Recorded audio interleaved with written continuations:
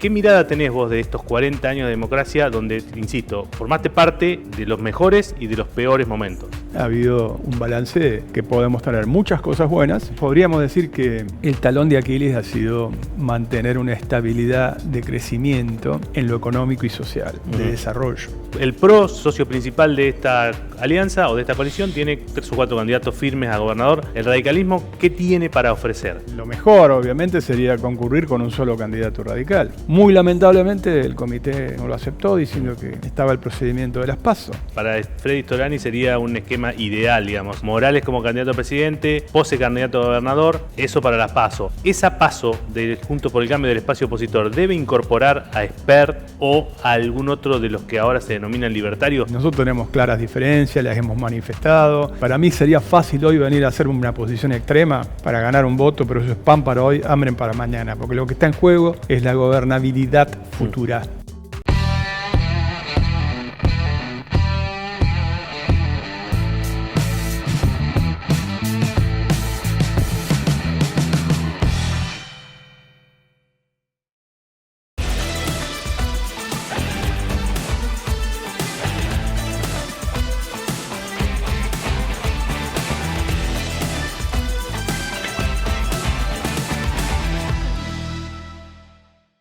Federico Storani, se cumplen 40 años desde que llegó la democracia y vos fuiste un actor, digamos, desde el día 1, si querés, con lo bueno y con lo malo, digamos, visto ya en perspectiva como casi histórica y antes de meternos en la cocina y en la comidilla de lo que está pasando ahora en la provincia de Buenos Aires, en la política puntual, ¿qué mirada tenés vos de estos 40 años de democracia donde, insisto, formaste parte de los mejores y de los peores momentos? Bueno, es correcto lo que señalás. Vamos a rescatar primero lo principal. Lo principal es que haya habido una continuidad de 40 años de ejercicio democrático. Esto es de respeto de la voluntad popular, de que las instituciones estén vigentes y estén fuertemente establecidas. Ya hoy nadie, me parece, que especula o sueña con la posibilidad de interrumpir el orden constitucional con un golpe de Estado salvador ni nada por el estilo. Por lo tanto, eso es una conquista política, cultural. Ahora, está el otro aspecto que también señalás, que ha habido un balance que podemos tener muchas cosas buenas, la que acabo de señalar, conjuntamente con la conquista de una cantidad de derechos muy importantes, patria potestad compartida, divorcio vincular, algunos hechos internacionales importantes, el Tratado de Paz y Amistad con Chile, la creación del Mercosur, tantas otras cosas. Y podríamos decir que el talón de Aquiles ha sido mantener una estabilidad de crecimiento en lo económico y social, de desarrollo. Salvo algunos periodos breves donde se ha producido esto, la gran asignatura pendiente de la democracia argentina es lograr niveles de desarrollo sostenido. Claro, cuando algún, Tomás, si querés un trago de agua, cuando algún dirigente político decía que la democracia por ahí no logró mejorar la calidad de vida de la gente, digamos, lo dijo Pichetto, lo dijo en otros términos, pareció una frase por lo menos desafiante, pero digo, ¿es eso un poco, digamos, la gente no vive mejor que antes, digamos, en lo material, si querés, en lo económico? Bueno, puede ser, pero hay que ponerlo en un contexto global. A ver, yo creo que el inicio de la democracia en la Argentina con la conducción de Raúl Alfonsín fue muy, muy eficiente, se restablecieron los derechos humanos, el famoso juicio que tanto difusión tuvo el año pasado como un hecho cultural trascendente, se dio por ese contexto de una decisión política, la creación de la Comisión Nacional sobre Personas Desaparecidas, la derogación de la ley de autoamnistía, la posibilidad de que el fiscal se basara en esa comisión para hacer su acusación fiscal. Ahora, en lo económico-social, la asignatura, insisto, ha sido siempre pendiente. Podríamos decir, globalmente la primera etapa fue que los precios de los productos primarios de la Argentina, los commodities, estaban muy bajos y las tasas de interés altísimas producían fuga de capital en un momento donde se necesitaba para la transición y consolidación democrática una inversión fuerte que no vino, al contrario, hubo fuga de capitales. Eso en el periodo de Alfonsín. Exactamente. Posteriormente se utilizaron algunos instrumentos que desde mi punto de vista fueron pan para hoy, hambre para mañana, la convertibilidad con Menem, que fue un plan de estabilización que tuvo éxito, por supuesto, pero luego significó un corset, cómo salir de ese corset para políticas de crecimiento y de desarrollo, y terminó estallando, ¿no?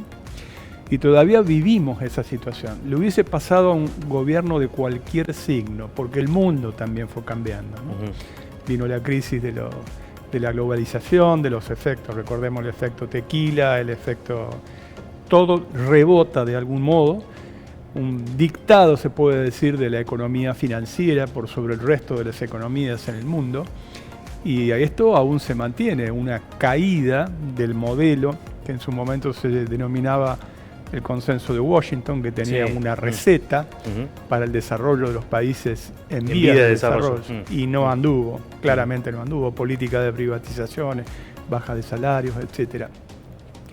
Por lo tanto, yo creo que ahora estamos ante un nuevo desafío global, es importantísimo, hay una potencia que es emergente, claramente, que es China, República Popular China, que pasa a ser un actor importantísimo. La India, que supera ahora en habitantes de la China. Claro, y nosotros en ese contexto tenemos que estar, digamos, porque hay también como una cuestión casi ideológica que incluso atraviesa también esta famosa grieta que es hay que estar o no hay que aliarse o no aliarse con China, hay que estar cerca o no estar cerca, más de Estados Unidos que de China, más de China que de Estados Unidos. Eso también atraviesa el espacio de ustedes, de Juntos por el Cambio, por ejemplo. Sí, es parte del debate, pero para mí es una discusión absurda. Es como decía... El primero que desarrolló relaciones comerciales con China, que fue un pionero, fue Arturo Illia. A nosotros no nos afecta eso. Y en Europa Occidental no nos olvidemos que el primero que rompe, digamos, esa tendencia fue un patriota que nadie puede negar sus condiciones de patriota, como fue Charles de Gaulle en Francia, que rompió esa situación, porque era tan absurdo que en las Naciones Unidas, por ejemplo, existía representación de Taiwán, que eran 30 millones, y no de China, que eran 1.000 millones, un disparate. Bueno, todo eso fue cambiando. Obviamente lo que hay que tener es relación madura. Nadie quiere pelearse ni con Estados Unidos ni con la República Popular China. Hay que tener un sentido pragmático de comercialización, para lo cual el paso primero que hay que tener es una capacidad de autonomía nacional y regional. Está claro que con el nivel solamente del mercado interno Argentina no alcanza, con el nivel de escala, requiere un nivel de escala superior, de allí la importancia que nosotros le damos estratégica al Mercosur y a Brasil especialmente, y a partir de allí no solamente tener un polo económico, también un polo político para cuando va al grupo de los 8 o al grupo de los 20, tener una interlocución política unificada con nuestros principales socios. Esa es la idea y eso es un poco lo que atraviesa. En estos días China se ha convertido en un actor tan importante que, por ejemplo, casi logró el milagro de la paz de Irán con Arabia Saudita. Y quedó a un costado el protagonismo de los Estados Unidos. Y tiene un plan para la guerra ahora entre Rusia y Ucrania, que está bien, hasta ahora no ha tenido éxito, pero es el único que ha puesto algo sobre la mesa. El que lo aborda, ¿no? Exactamente. Europa yo creo que está haciendo un poco la variable de ajuste, tiene graves problemas con ese conflicto. Por supuesto que Rusia, la Federación Rusa, es una potencia en decadencia, pero que tiene todavía una capacidad nuclear importantísima desde el punto de vista disuasivo, como un actor. Y se puede dar un periodo histórico, no quiero ser demasiado pretencioso en este análisis, pero cuando una potencia declina y otra comienza a subir, la que declina se pone peligrosa. Y esto es lo que ha estado aconteciendo. Ocurriendo con Estados Unidos. Exactamente. Y bueno, a mí me parece que lo que hay que tener nosotros es una clara línea de preservación de la paz, de los espacios regionales integrados, del fortalecimiento de las capacidades de autonomía y negociar sin prejuicio. Porque... Y Freddy, esto se en este gobierno que ahora vamos a bajar un poco después a la política local, porque yo sé que te entusiasma esto, pero... Bueno, es mi tema. Es tu tema, pero también estás en la cuestión local. Pero digo, estas cuestiones que vos definís casi como estratégicas, Este gobierno, que creo que no debes coincidir con casi nada, más o menos intentó mantener. Sí, lo que pasa es que ha sido muy errático. Uh-huh. Es un gobierno muy errático. No solamente en el orden internacional ha sido errático, con señales equívocas que generan desconfianza para todos lados, sino también en el orden interno. Te voy a dar un ejemplo práctico en el orden interno. El primer discurso prepandemia ante la Asamblea Legislativa del presidente Alberto Fernández, además de invocar varias veces a Alfonsín, recordemos, sí, planteó la posibilidad de la creación por ley de un Consejo Económico Social, por ley. Que era una demanda nuestra, porque si la haces por ley, tiene la ventaja de tener la legitimidad del pluralismo que está compuesto, y además tenía antecedentes legislativos, de radicales, de socialistas, de peronistas. Ahí vos podías encontrar un ámbito institucionalizado donde sentabas sectores empresarios, del trabajo, las universidades nacionales, los diferentes credos religiosos, los nuevos actores sociales, que fueran alumbrando algunos denominadores comunes que pudieran convertirse en políticas de Estado. La última experiencia exitosa que recordamos fue el diálogo argentino, cuando se salió de la crisis post de la Rúa y una suerte de coalición que en ese momento condujeron tanto Alfonsín y Duhalde, encaminaron con la salida de la convertibilidad por Remes-Lenikov, luego profundizada por Labaña. Entonces uno se pregunta, ¿por qué no ese camino, que fue un camino exitoso, trabajoso, porque tenías que emplear mucho más toda tu conciencia y tu energía para encontrar esas coincidencias, y no esta, para mí, locura de profundizar la llamada grieta, que nos lleva a un círculo vicioso inevitable, ¿no? Bueno, ahora sí, vayamos al territorio de la provincia de Buenos Aires. ¿Cuál es el lugar que tiene hoy el radicalismo en el planteo, digamos, en el planteo del esquema electoral de Juntos por el Cambio, digamos? Es decir, tiene el PRO, socio principal de esta alianza o de esta coalición, tiene tres o cuatro candidatos firmes a gobernador. ¿El radicalismo qué tiene para ofrecer a esta altura? Hoy tiene 3 precandidatos que, de mi punto de vista, el que destaca, el que nosotros creemos que tiene mayores chances, es Gustavo Posse, por una razón muy simple, porque tiene demostración de gestión en el único municipio que gobierna el radicalismo en el Gran Buenos Aires, ¿no? Porque luego, sin subestimar absolutamente a nadie, pero ese es un municipio grande, donde, sobre todo en materia de salud y en materia de seguridad, que son temas tan sensibles, ha mostrado una enorme eficiencia. Y eso ha sido reconocido en un distrito donde tiene también una heterogeneidad desde el punto de vista social. No es solamente sectores de altos ingresos, también tenés la Cava, también tenés la Calabria, tenés Boulogne, tenés clase media, tenés mucho como para decir es un buen modelo de gestión.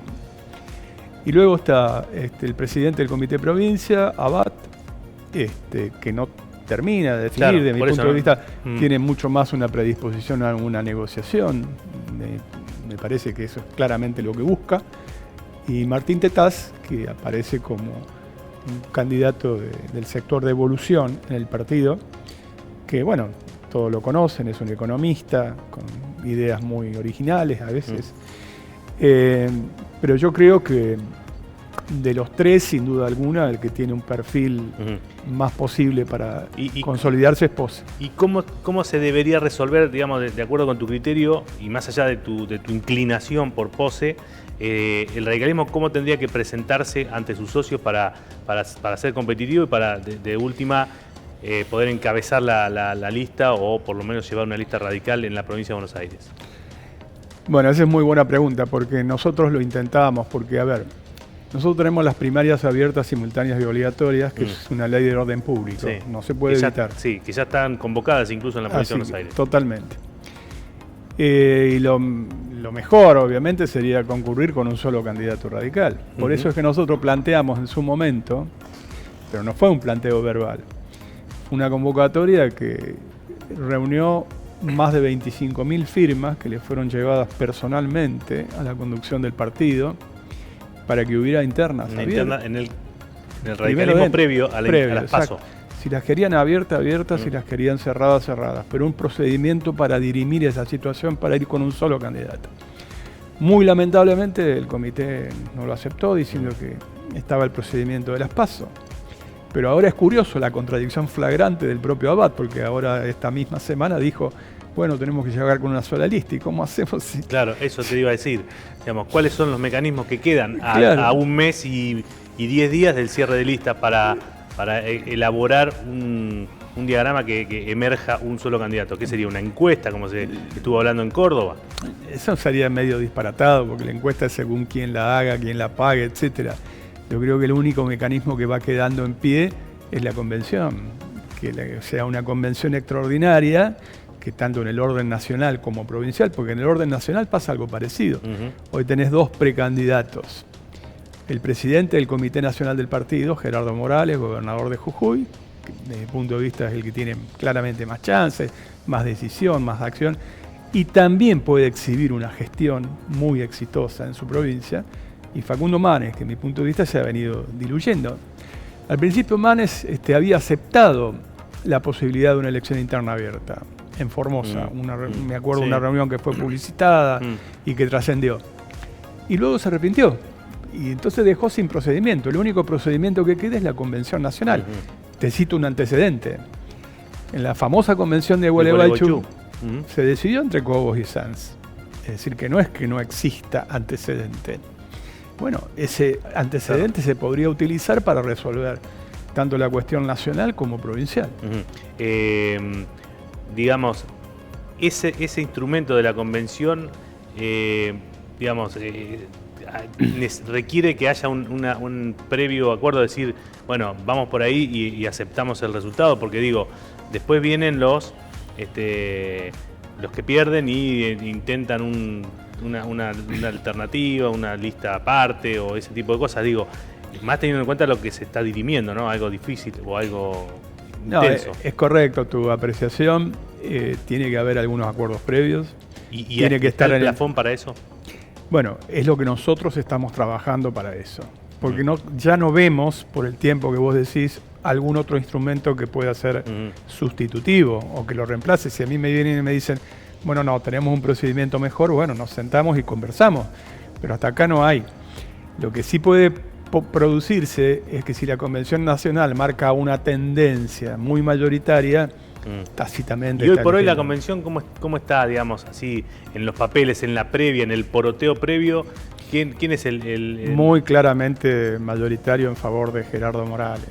Muy claramente. O sea, digamos, yo te lo digo, vos no lo vas a decir, pero digo, Manes, si va a someterse a la Convención, sabe que pierde. Claro, pero por eso fue que en su momento a Manes le hubiese convenido, como aceptó originalmente, una elección interna abierta, donde pudieran votar también los independientes. Porque claro, porque ese es su fuerte, supuestamente. Exactamente, según lo que él dice, llega más a los independientes.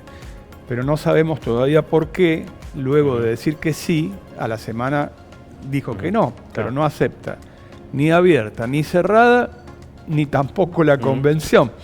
Eso conspira contra la chance del radicalismo en su capacidad de competencia.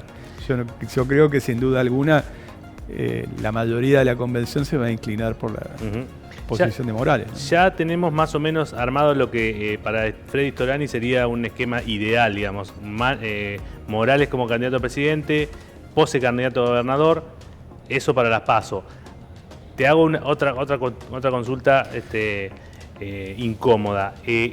Esa PASO del Juntos por el Cambio del espacio opositor debe incorporar a Espert o a algún otro de los que ahora se denominan libertarios, y lo digo en función de que es la única forma de que pueda llegar bueno, no sé si es la única forma, pero es hoy por hoy la única forma, una posibilidad concreta de ganar a Kicillof, si no, no estarían ganándole a Kicillof.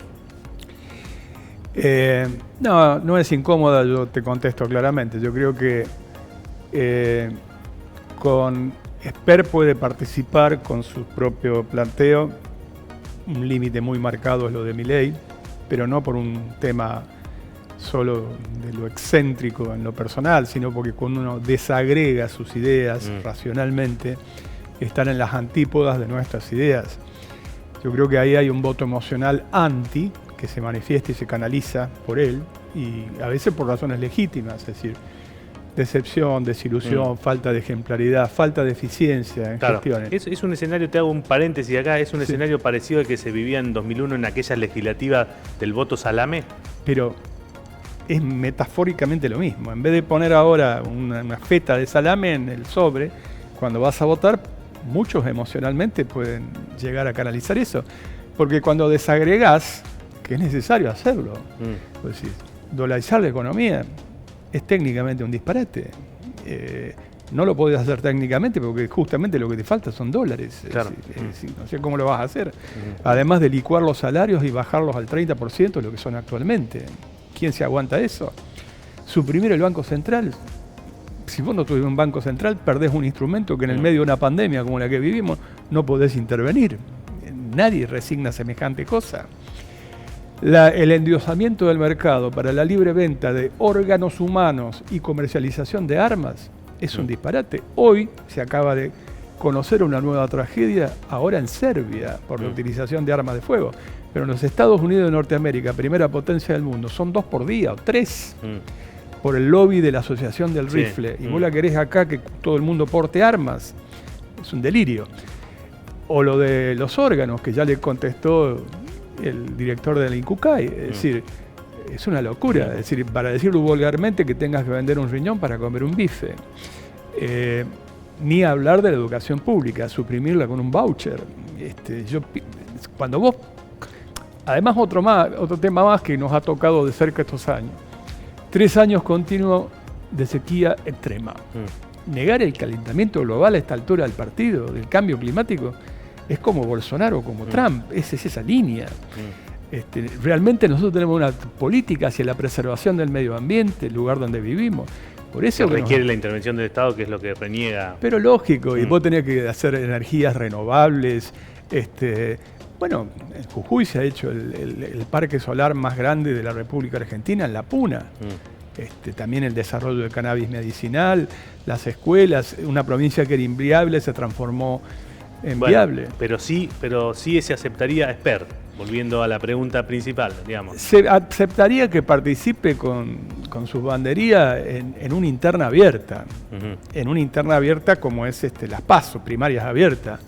Pero ahora, eso implicaría, digamos, incorporarlo a un espacio, por ejemplo, que se llamaría Junto por el Cambio, Junto por la Libertad, o lo que sea, o como sea, y quedaría también su esquema ideológico licuado dentro de Junto. Digo, esto lo planteo por esta cuestión, digamos. Ya el radicalismo tuvo que tolerar, digamos, la sociedad con Macri, que alguna vez algún dirigente radical dijo mi límite era Macri, ¿te acordás? Antes de Gualeguaychú.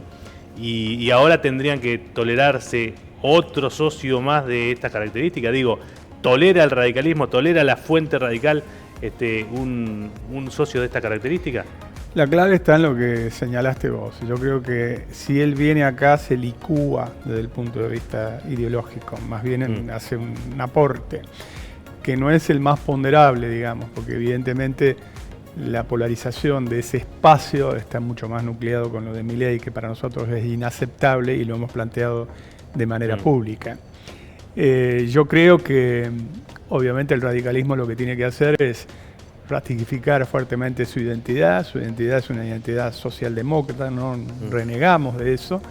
Al contrario, el proceso de recuperación no puede repetir la experiencia pasada. Alguna vez lo hemos hablado incluso con vos. La experiencia del gobierno pasado, encabezada por Mauricio Macri, fue una coalición electoral, pero no fue una coalición de gobierno. Bueno, con una presidencia como la de Morales en el Comité Nacional, porque eso fue una avenida de dos lados, es decir, la falta de voluntad de Macri y la complacencia también de dirigentes radicales. En este caso no sería mucho más firme. Y por lo tanto aspirar al legítimo liderazgo es parte de lo que está en juego en este momento por parte del radicalismo. Y para no reiterar eso, para no reiterar ese error que vos marcabas recién de la gestión anterior, de la actual experiencia de gobierno, ¿cómo se está trabajando? Porque digo, del otro lado también dirán, bueno, nosotros nos gusta trabajar así, digamos, por ejemplo, al PRO. O si ganamos queremos poner todos los ravioles, todos los casilleros, y ustedes acompañan desde el legislativo y demás. Digo, eso también ya se está hablando, es decir, ellos, o sea, el PRO, sus socios, reconocen que también ahí hubo un error, o es solamente una cuestión de autocrítica de ustedes y para ellos no? No, yo creo que se nota que hay principio de ejecución que todo el mundo reconoce que no le sobra nada. Y la prueba muy, muy palpable es que nosotros tenemos hoy un candidato muy competitivo en la propia Capital Federal, con Martín Lustó. Y que lo único que se hizo fue poner en vigencia el código electoral que ya estaba, que por una cuestión excepcional Macri lo había sacado. Pero eso fue una decisión de Larreta porque también quería tener algún grado de ida y vuelta con el radicalismo en la capital para mantener una expectativa importante de competitividad, eso es evidente. Y también podríamos expresarlo en las propias declaraciones de Morales y en el funcionamiento de los equipos técnicos. Cuando se dio la convención de Gualeguaychú, fue en una cuenta regresiva. Lo que precipitó, vale la pena recordar, fue la muerte del fiscal Nisman acerca de un reclamo social de unidad para terminar con un estado de cosas. Bueno, ahora con más tiempo, con la experiencia del pasado, ya no hay más. No hay algo que los apremie. No, ni nadie que diga, bueno, yo tengo el mejor equipo de los últimos 50 años. Ya se probó que no. O pobreza cero, ya probó que no. O yo voy a domar la inflación porque es fácil, ya se probó que no. Por lo tanto, apostamos al trabajo de conjunto de una manera diferente. No hay liderazgo que vaya a imponerlo. Última, como para ir cerrando, el radicalismo, o por lo menos el radicalismo que expresás vos, ¿se sentiría más cómodo con un Rodríguez Larreta que con Patricia Bullrich? Eventualmente, y siendo, digamos, en el hipotético caso que finalmente sean los dos candidatos y que uno de ellos se quede con la PASO, digamos. Te la contesto por la positiva. Yo creo que Larreta tiene un mejor planteo para la solución de fondo, que lo dice además expresamente. O terminamos con la grieta o la grieta termina con la Argentina. ¿Y el radicalismo también va por esa? El radicalismo también. Es decir, nosotros tenemos claras diferencias, las hemos manifestado, pero acá, yo te vuelvo a repetir, para mí sería fácil hoy venir a hacer una posición extrema para ganar un voto, pero eso es pan para hoy, hambre para mañana, porque lo que está en juego es la gobernabilidad futura. Y esto es como un perro que se muerde la cola, un círculo vicioso. Yo puedo ganar coyunturalmente una elección y después ¿cómo gobernamos? Claro, eso te iba a decir, porque digamos, cuando asumieron en el 2015 también había una situación bastante compleja de varias cuestiones a arreglar y a resolver. Ahora, es tal vez el 10 de diciembre del 2023 todavía una situación más profunda de crisis que la del 2015. Es más profunda, tenés razón, es más profunda. Mira, yo decía que hay en aquella época dos reglas de oro: el equilibrio y control del poder y la alternancia en el ejercicio del poder. Para evitar una tendencia a la hegemonía, que llevara al autoritarismo, que traía también corrupción adentro, como se vio. Pero ahora también el desafío es mucho, porque si la crisis es profunda y prolongada en el tiempo, cada vez más profunda y más prolongada en el tiempo, la regla es ampliar la base de sustentación política para poder enfrentarla con chance de éxito y no achicarte. El camino de la grieta extrema es achicarse, con lo cual vos te alejás de la solución, no te arrimás. Es más fácil decirlo porque la sociedad está crispada, porque está atenta a quien grita más fuerte, está enojada, pero te diría que requiere mucho más valor en todo caso hacer la propuesta que estamos haciendo nosotros, ¿no? Federico, muchas gracias. Seguiremos hablando seguramente. Con todo gusto.